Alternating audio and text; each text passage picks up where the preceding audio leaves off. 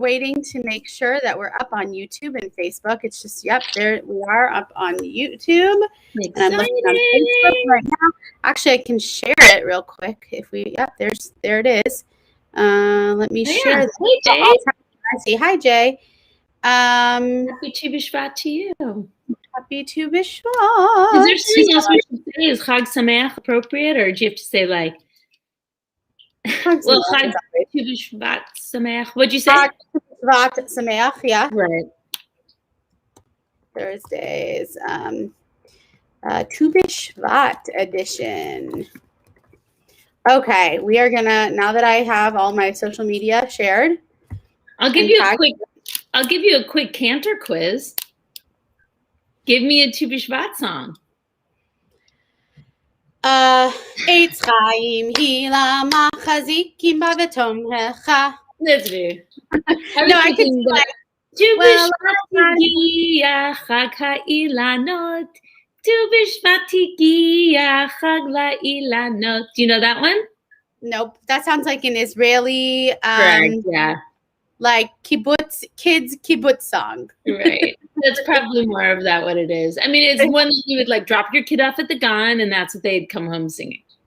Well, I think it's a fun way to start this program today to say that right around Tu B'Shvat, all the cantors and educators start, you know, these days on Facebook groups like Music Teachers Rocks group and all this stuff. What songs did I do for Tu B'Shvat? Oh, really? Oh, yeah. It's very funny because it kind of sneaks up on people, right? Yeah. People, like the way I see it is like after Hanukkah, people go into like hibernation for a couple weeks and then wake up and there's two things that happens. Like Tu B'Shvat is here and Purim is about to be here. Right. And then like Purim always gets precedence, you know?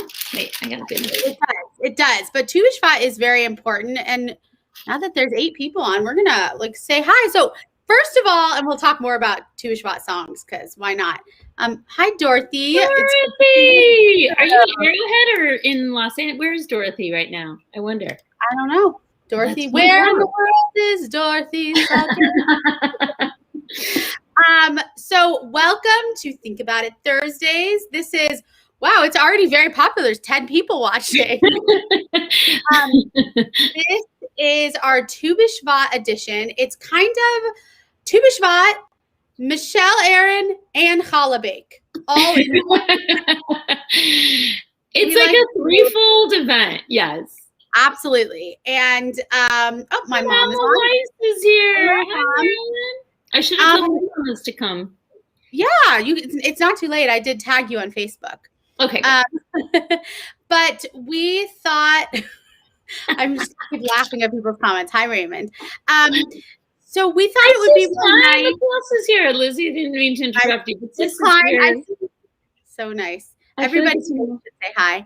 Hi, but yeah, we wanted to, number one, recognize Tu B'Shvat, the birthday of the trees. And we're going to talk about that a little bit today. We also, you know, the challah bakes have been really hard virtually. But Michelle's an amazing challah baker. And I tasked her with making a tree challah. So we'll see how that goes. And then also just have Michelle on because we love talking to Michelle. Hi, Valerie from Olympia. Dorothy. Okay, I'm sitting in my office room looking at your beautiful faces. Ah, that's nice. Wait, I like the verb, the Tu B'Shvating. That's how we should do it. Okay, we are Tu B'Shvating for sure. Tu B'Shvating. So Michelle. Yes. Okay. Well, we know Tu B'Shvat to be very basic is the birthday of the trees. Did you grow up celebrating Tu B'Shvat, or like was it ever a part of your family? It really wasn't. I mean, but synagogue life, we were. Since my dad's Israeli, that whole thing that I talk about each time, we didn't have to go to services, right? You know, it's hi, Amos. One of those things. So it definitely wasn't part of my youth group stuff, the Habonim, and it wasn't. I did go to Salman Schechter Day School for a little bit, so it was probably part of that. But yeah, it was forgotten about completely. The only thing that I'm thinking though is nowadays I really do spend a lot of time staring and enjoying trees. And I wonder if, like deep in my consciousness, if there was some liminal event that occurred in terms of tree stuff, because I really am into trees. It's funny because when I went to Camp Swig, even though that's in the summer, I feel like we talked about Tu B'Shvat. Oh yeah, we were like there with the trees, right? Oh, and so sure. Tu B'Shvat is during the winter, which I have a story about actually. Oh, I can't wait to hear. That Tu B'Shvat is during the winter, we talked about it and learned tree songs like tree, tree. There's a song where you like growing, growing, growing, growing, growing. Well, that's what I was going to say. I think I really became more into it, if you will, as a mom when my kids were at Temple Manual Academy Day School. Because, you know, all the Israeli teachers, and we were all singing that Tu B'Shvat Tigiach Ha'Ilanot that we were singing for a second before that. So you're a little bit frozen. Oh, no. You're good now.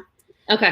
But speaking of Frozen, actually, one of my favorite stories I discovered a few years ago from Shira Klein, who we've had for Shabbat in the Park, which I hope we get back to soon, but is a story that I love telling the ECC. But I thought we would start today with this little story, and then we're going to get a little bit more into Tu B'Shvat. But I love this story.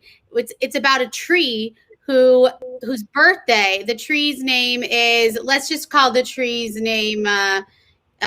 I think it's Shlomo. Yeah. Shlomo the tree. Exactly. Shlomo the tree's birthday is on January 28th every year. Or let's say some miracle always falls on Tu B'Shvat. Right. Okay. And he's very sad because he has like the coldest birthday ever. And there's like a chipmunk friend or a squirrel friend comes over and was like, but it's your birthday. We have to celebrate. And Shlomo the tree's like, no, I want to celebrate when it's warm. Here I am. I'm all naked. I don't have any leaves. And by the end of the story, what this very enlightened squirrel teaches him is that it is in those winter months where the roots are really getting rest, and that's helping the tree grow so that in the springtime, the Shlomo tree can be full of leaves and animals running everywhere. So I just love that as a representation of like, we celebrate Tu B'Shvat in the winter when we really can't see the benefits of the growth of a tree. I so need to hear that today. It's really an interesting time of patience right now. Absolutely. Yeah. And teaching kids that story, they go, oh, yeah. So anyways, if you look up, I have to figure out the name of the story, but something like Shir Lala's tree story, I think you'll find it. Beautiful. But what is Tu B'Shvat? First of all, I would like to reveal the official multicam program. So in a second, Michelle, I'm going to reveal the camera. So if you want to go to, are you ready? Here we go. 1, 2. Yeah. Whoa. There you go. So Michelle on that top there is going to be able to show us with this multi-cam setup. We're very high tech. It's so high tech. I got a camera over my shoulder and then that. Valerie likes that story. I agree. It's pretty special. So if you are, we didn't really tell people to like prep dough, but if you were, Carol, it's so great. It's 29 degrees there. I read that as India. Carol's in India, and I wonder what the weather is. But anyway, so in prep for our tree, I am letting these rise.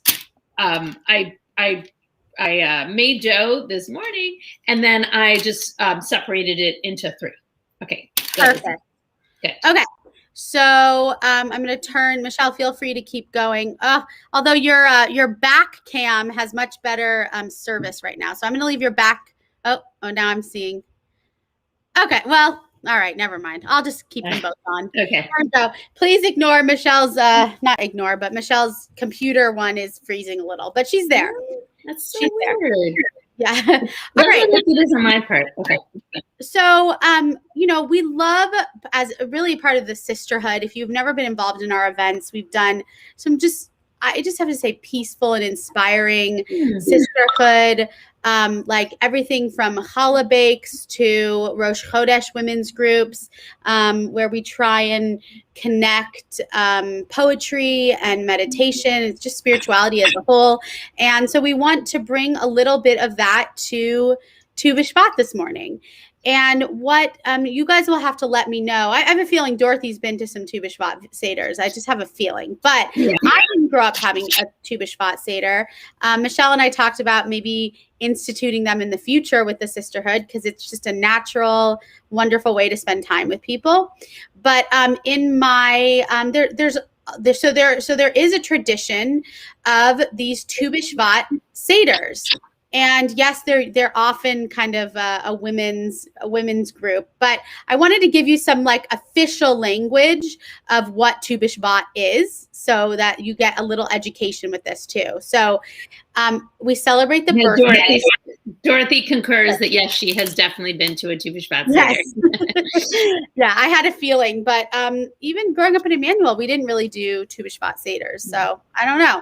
But I found this really lovely Tu B'Shvat Seder. It's by Baba Ganuz is the name of the program. And so I want to give credit to where credit's due.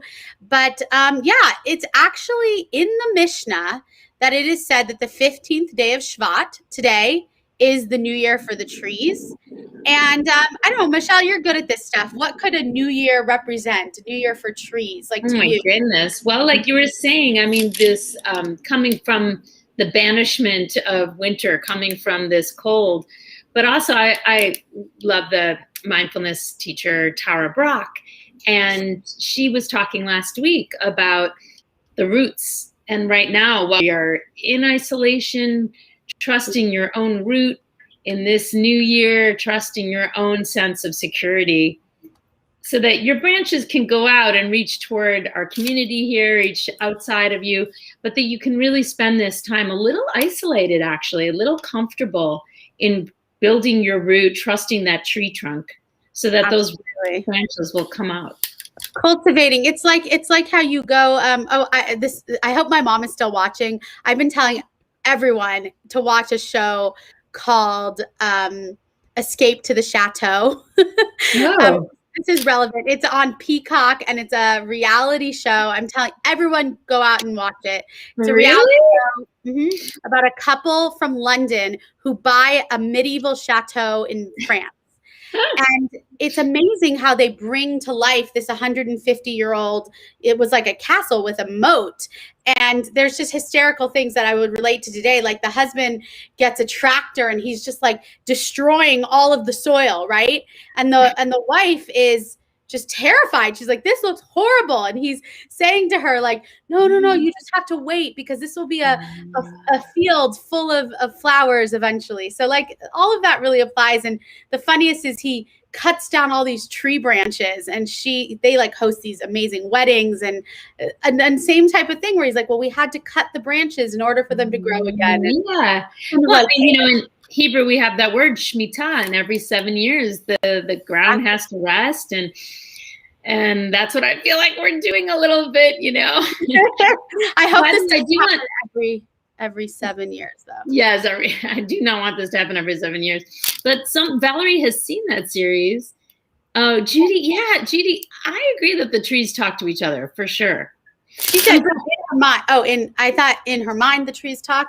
Okay, no, in your opinion, right? Right. So, and a lot of people said they actually do Tu B'Shvat Seders every year, and that's kind of wonderful to know that, like, just because we don't really do it, it's really still out there. I want to make sure Dorothy also gets acknowledged. A song as lovely as a tree. Poems were made for fools like me, but only God makes a tree. Oh, that's awesome. That's awesome. And, I always bring this up. See, Jane Smith, I love Escape to the Chateau. I'm telling you. All right. I got to look that up. Okay. Well. Wow.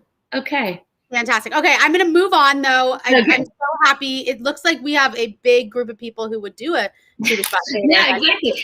I just want to make sure, it seems like this is preaching to the choir, if for lack of a better phrase, but the word Seder, I was always like shocked that Seder could have relevance to the Tu B'Shvat thing. I forgot that it just meant order.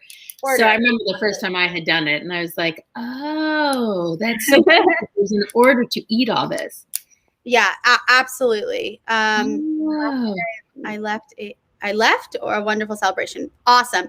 But what I like about this Seder, because just like with Passover Seders, how sometimes you lean in on a certain theme. The Seder that I'm looking at, again, that's from Baba Ganoush, focuses in on hope and new beginnings. So New Year's are a time for hope and new beginnings. 2,000 years ago, Tu B'Shvat marks the beginning of a year for calculating the agricultural maasrot, which are like the tithes, like a tenth of each person's harvest. So even though we don't do the tithing anymore, it's still a really, the Seder continues. And it's Jews mark Tu B'Shvat by eating Shivat HaMinim. All right, Michelle, this is where I'm gonna quiz you or let's see how many people name the 7 grains and fruits that are biblically associated with Eretz Yisrael, with the land of Israel. So there are 7. So now grains and fruit. Let's see what people can come up with. You want to start? Like an orange, I'm sure is in there, correct? Some kind of orange or tangerine, no? No, but something we grow in front of our synagogue. Well, the etrog. The pomegranate.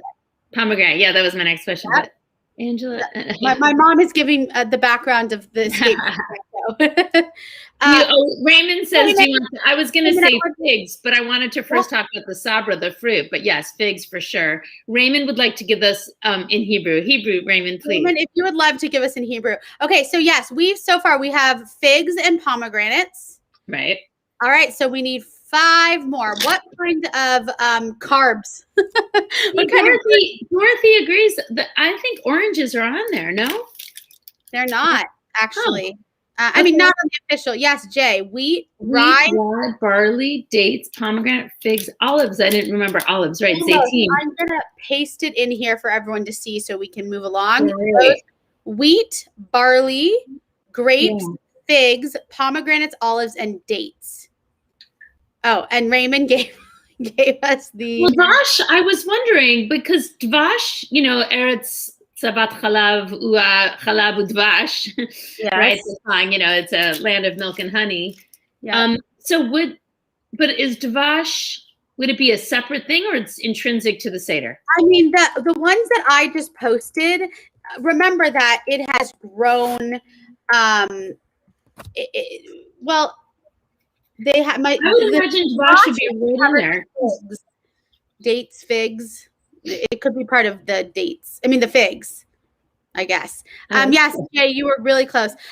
Remember that the concept of the Seder has grown from those 7, right? So people might use the orange a lot these days or, things like that. Got it. But wheat, barley, grapes, figs, pomegranates, olives, and dates.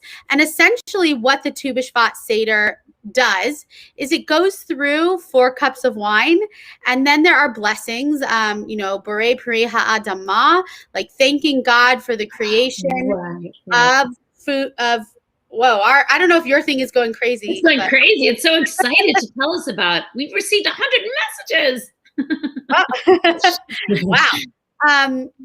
So yes, olives, Jane, that was absolutely one of them. Do you know when and where? This is my favorite part of Israel. The Seder was created, Michelle. Any guesses of a very beautiful? I'll give you some hints, everybody. It's a beautiful. Let me guess. It's spiritual. The Kabbalists are from there. What? It is. So, yeah, Isaac Luria, who was the creator of Kabbalah, a mystic, seeded a transformation of the Tu B'Shvat Seder by developing a festive Passover-like Seder featuring teachings, wines, and the fruits of the land of Israel. So that's where the beginning of the Seder came in the 16th century. Neat. Yeah. Neat. So, and the first cup, they kind of dedicate it to hope. I love that. The first Like, cup is the hope. Is that why I woke up singing Hatikva today in my head? It must be. Well, you know what? Remember I told you yesterday this Seder ends with Hatikva, so it's probably definitely in your head. That's so cool.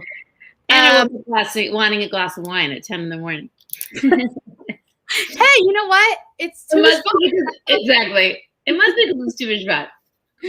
Oh, I love that. I have well, Michelle, is there anything that you want to have people start doing while in case they have their challah in front of them? Sure. If you have your dough, or if you want to just think about it, think about your dough. Think about Thursday dough.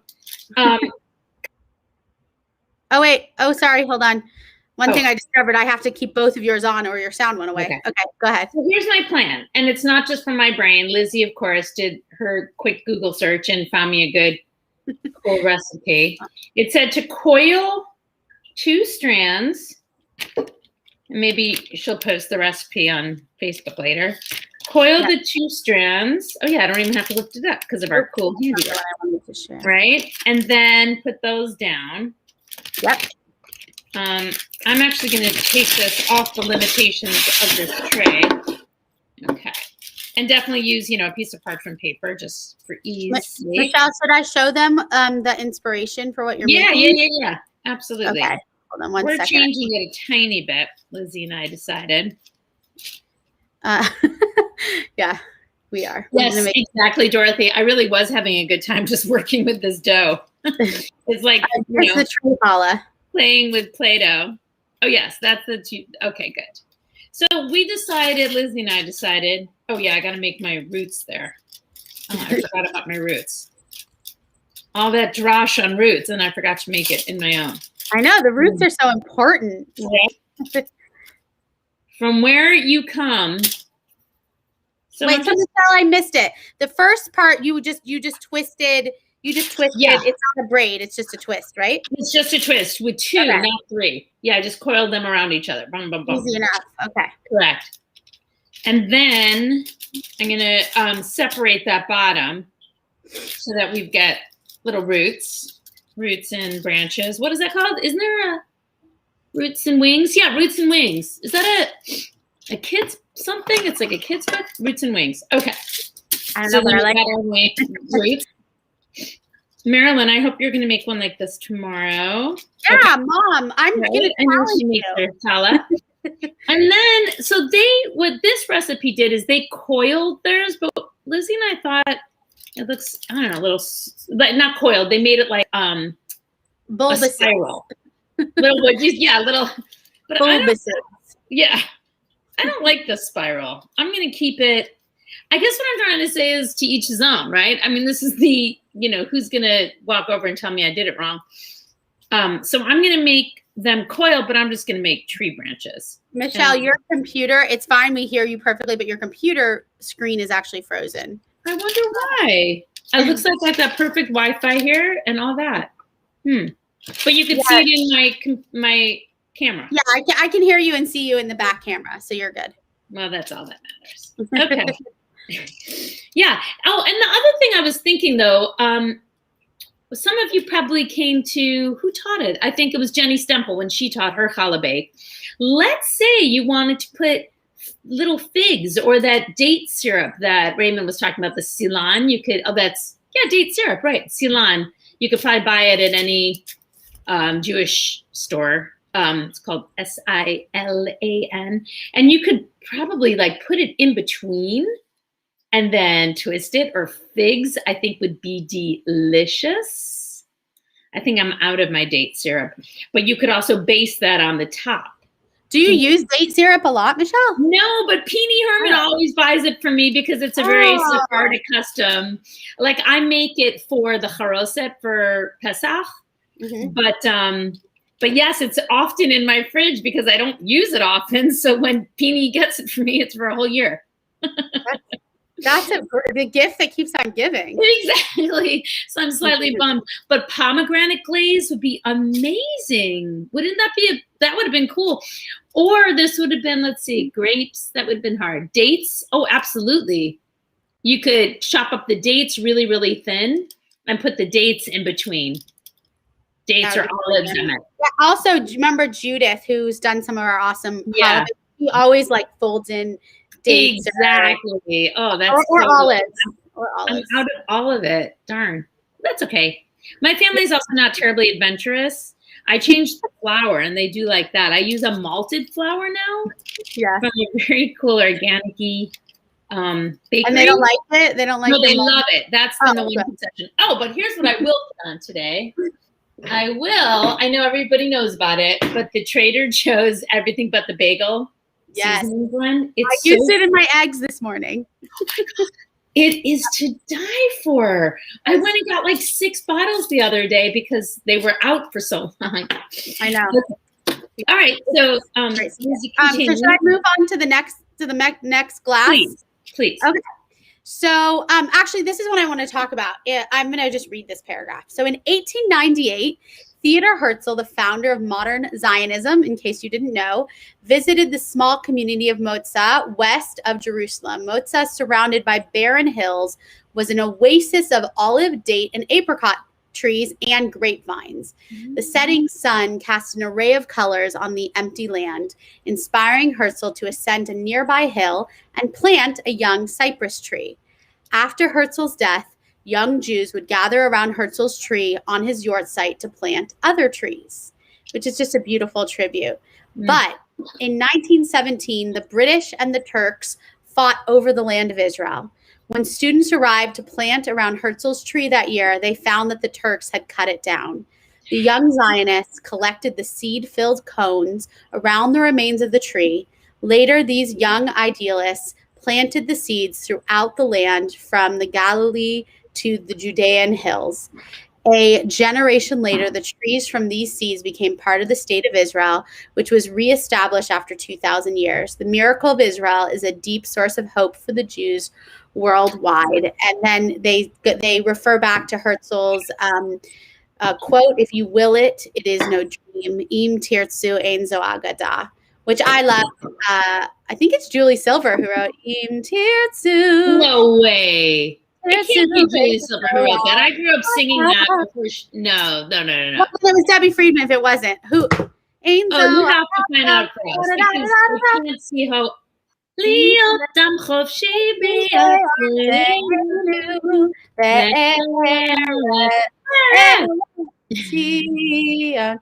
And Dorothy, yes, that is from a book. Oh, it was I think it was Debbie Friedman, which would make a little more. I can't see how it's Julie Silver. Julie Silver's too young. I think it's.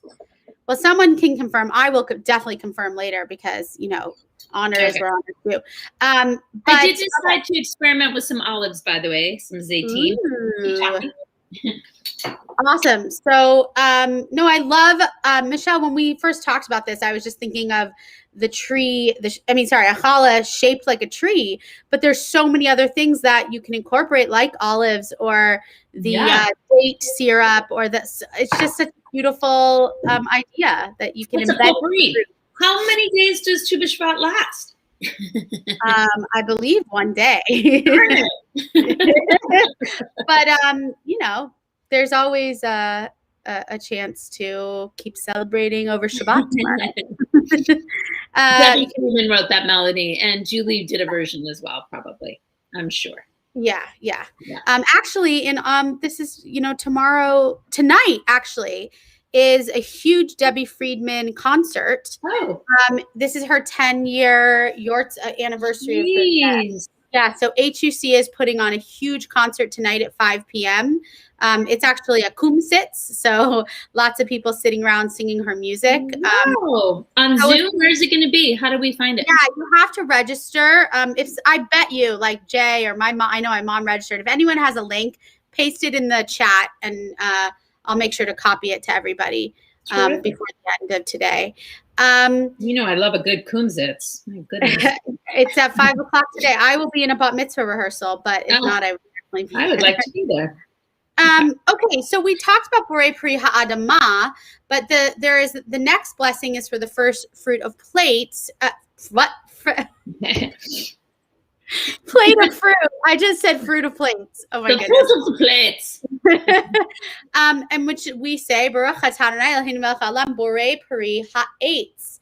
So thank you, God, ruler of our universe, who created the fruit of the tree.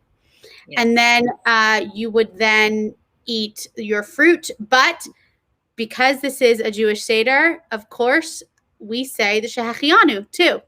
So, Michelle, maybe we could sing, one of us has to sing because we can't sing together, but I think it'd be nice to sing a Shechianu because this is our first Tu B'Shvat. Yes, I know, Judy. Sending my love to Judy today. Wow. Judy, do you have the link for tonight's Kumsitz? If not, I will definitely find it.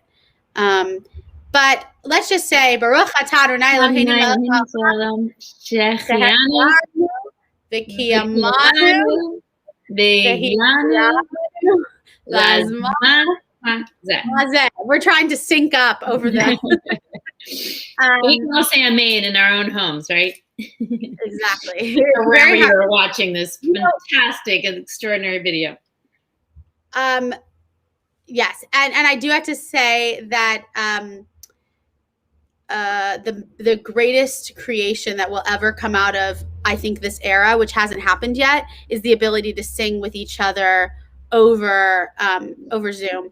Awesome. Thank you, Sharon. If you could, of course, Sharon's got it going. Thank you, Sharon. If you post there, I will you'll see that little restream bot, so I can reshare it over Facebook and YouTube. Michelle, I have a little story. This is very short. Are you ready? You have a long story. Okay, well, it's just not long. Lizzie Cantor, Lizzie Waits. So Honi says, "Good day, old man." And the old man is digging and says, "And a good day to you." And Honi says, "Why are you working so hard digging in the ground?" And the old man says, I'm planting a carob tree." And Honi says, "A carob tree? That'll take many years to grow and give fruit." And the old man says, "Yes, it is true. 70 years, in fact." And Honi says, "Wow, 70 years. Do you really think that you'll live long enough to enjoy its fruit?" And the old man says, "Probably not, but as long as I was born, my parents planted a tree so that I could enjoy the fruit. As they planted for me, so too I am planting for my children." I love that. I really love that. I read something yesterday that I liked. It said the best time to plant a fruit tree was 20 years ago. The second best time is right now. So I'm just thinking about it sort of, metaphorically as well, this is all metaphor, but if there's something that, like a new thing you're dying to try, or a plant that you have your eye on, go get it and make it happen now, Well, also, I think that was probably metaphorically, but I do have to say they're actually right now during the quarantine where they've been saying our land has gotten a little bit of a rest. So there probably is some reality to also literally physically, this is a good time to plant a tree because our soil is healthy. Exactly. This, I don't know why this popped up, but I'm just going to say it. So many years ago, probably 10 years ago, I was like, should I learn how to play guitar? I was like dragging my feet about it, And I remember Cantor Yona Klieger said to me, he was like, "Lizzie, when I was 25, had I just started playing guitar, imagine where I'd be 10 years later." And so I think it's the same type of thing. Like if you don't want to start, it really starts the process. Right. Michelle. Rabbi Aaron says you're very, very adept at the guitar. He really did. No, he does not say that. Maybe not to you, but he says it in my home. He doesn't. Well, actually, it was funny last week since we did Havdalah each from our homes, and he called me and he's like, "You need to play Hinei Matov and Eliyahu," and I was like, "Not in front of you," because I'll play for the kids, and I had to. And he's like, and he was very pleased. I just need more confidence, but it's very hard when you work with a amazing guitar player like Rabbi Jonathan Aaron. Of course, I gave it up a long time ago. Yeah. However, your daughter Sela, I know, has picked up on it. So that's killing amazing. it at the guitar. She's amazing. Amazing. Okay, Michelle, let's get an update on your challah. Okay. So I decided to, cut these zeytin, very small, katanchik kaze. And I don't know, like I said, my family isn't like really into olives or figs, but I figure I can put just a couple doses of them in there. And then I like how you say doses. little doses of little olive doses. And then I'm just kind of shoving it in there, And then, I don't know, maybe that one's going to be a little rock. Like how when you make like a diorama.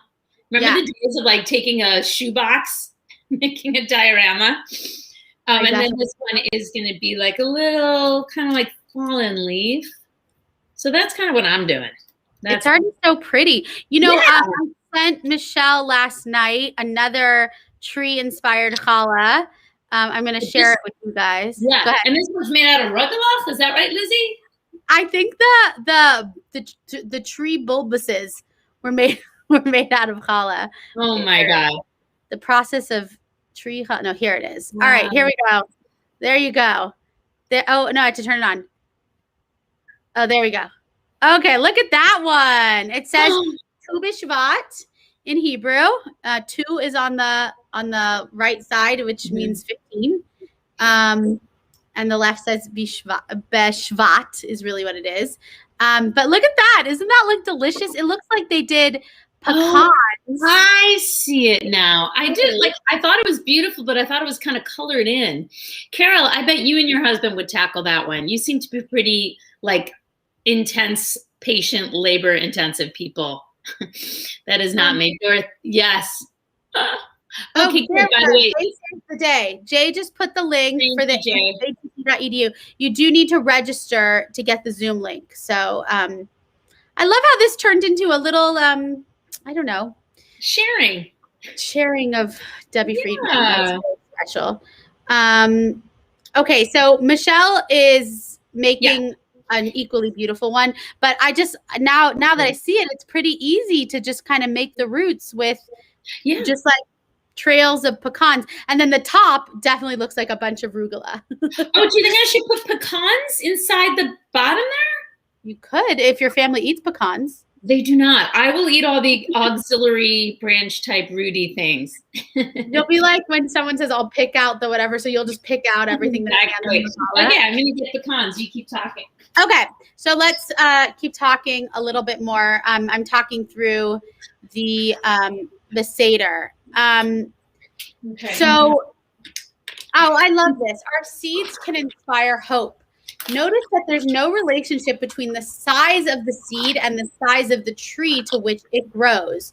We learn from this that we can't anticipate how much our small actions can mean to another person. So in a traditional Seder, we would say, what small things can we do every day to ensure a hopeful future for ourselves and others? The greatest thing about Judaism is being able to use, whether it's a Torah portion. Oh, it looks like Michelle. Let's see what she's doing. She's chopping. I know, I'm sorry. I was going to say, I'm making too much noise. I just used my little juicer top to crush some pecans. Okay. Fantastic. So my point is that I just love how these holidays make us reflect and question ourselves, and that concept of like, you don't gauge the size of a tree based on the size of a seed, because I think most seeds are all the same size. So I'd pick out peanuts and eat the yummy pecans. Interesting. Debbie was a genius who could read Hebrew before she could decipher English. I didn't know that. Thank you for sharing. But she's American born, right? I believe so. Judy, give us some more information on that. So then throughout the Seder, there's more drinking of wine, of course. Of course. And I like this, maybe. Oh, so there's something about almonds. So hope doesn't come easily even to Jews. Sometimes tackling the hardest task is most rewarding, as when you work to crack the shell of an almond to reveal the tasty nut. In Israel, spring begins now marked by the flowering of the almond tree. The Mm. Hebrew word for almond, shaked,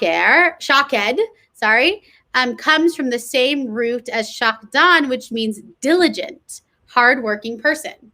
It took a team of diligent people for us to enjoy these almonds, planting, tending, picking, shelling, packing, and shipping. Our ability to be partners with others to achieve dreams is another source of hope. Let's enjoy some shekaidim almonds. So, and then they sing Hine Matov. But I think that does make sense. Hine Matov, how wonderful is it to be together? We work together so that we can eat these almonds. Amen. Amen. All right, Michelle, let's talk us through this next step of what you're doing. So the other thing about, well, specifically this flour that I'm using, which I can again show you, it gets really dry. So I'm going to take my, just like a little olive oil spray. Okay. So what do I have here? I have my little zayit stone, you know, like, oh, the little olive that fell from the tree. And then I decided to make my pecans. I am not an artist this way, just so you know, like not a visual artist. It did not fall into my lap. But I was thinking like maybe that's, you know, the earth. And then those roots go into that. And then there's my tree. And then these are my leaves. And one leaf, we'll see who tries it tomorrow night, it does have olives in it. But only the 10 of us and me and Lizzie will know. And I think I'm going to call it. And then what I'm going to do is I'm going to let it rise again for about a half an hour, an hour. I find in Maryland, I think you and I agreed on this last time, that in the warm weather, which we don't so much have, but in warm climates, if you let it rise too long shaped, it loses its shape. So I don't do the second rise to be, you know, an hour or 2 hours. I just do a half an hour or so. Okay. And then I will put it in. I put it in at 400 degrees usually for 20 minutes and then check it. But since this is such a different shape and I don't know it, I'll put it in more like 375 for 15 minutes and then check it. The other thing I am going to do is I'm going to baste it with egg, honey, like pour my honey just on top as well. And then I'm going to sprinkle, especially for Tu B'Shvat, the bagel. And I love that. Yeah.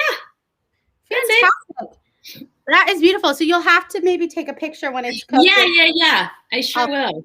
I'll post it for everyone. So, Michelle, I think that we can move to a beautiful poem that I found. I think that would be beautiful. Close today's program. I want to thank everybody for being here. Michelle, thank you for showing us this beautiful. 42 minutes or so. Wait, sorry, I want to see this. But I put coffee mugs on the side. So look at you, right? What do you mean? You put like, that's genius.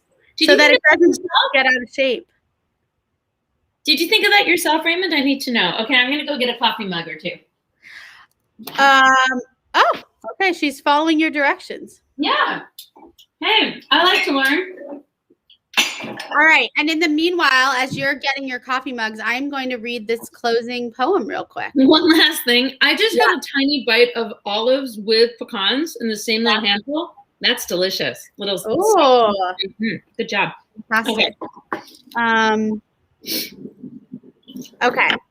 So here is the poem, and it's by Hope Jaren. Every tree was once a seed that waited. A seed knows how to wait. A cherry tree will wait for 100 years. A lotus seed may wait 1,000 years for a chance to become a tree. Most seeds hope for an opportunity that will never come to shed their hard coats and take root. What does it take to pare away the husks of our own hardness, to put away resentment, selfishness, and arrogance? In spite of doubt and stubbornness, someone believed in us, nourished us. So whatever keeps us tethered to obstacles, let's go, focus, begin again, ready to pray. Life holds the possibility of inner transcendence, moments of love and awe, so powerful that they call upon us to redirect the course of our lives, to ascend the holy ladder, and to know the divine. And with that, I think we can say Chag Tu B'Shvat Sameach. That was beautiful. Thank you. I look forward to joining in person, maybe next year for a Tu B'Shvat Seder and making some tree challahs together.